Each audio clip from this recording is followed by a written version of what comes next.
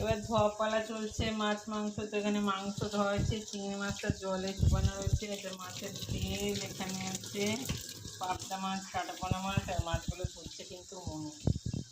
এবার বাজার দেখি কি কি এলো।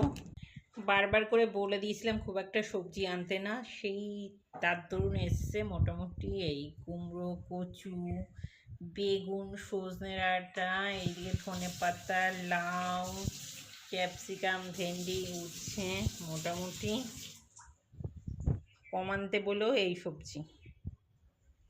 আজকে টমেটোটার মধ্যে একটা অভিনব ব্যাপার রয়েছে, মনে হচ্ছে একটা ছড়াতেই এইটা, আচ্ছা এই তো মানে একটা ছড়াতে পুরো একদম আঙুর ফলের মতো পুরো টমেটোটা হয়েছে, দেখতে বেশ লাগছে, সুন্দর, তাই একটু আবার দেখিয়ে দিলাম।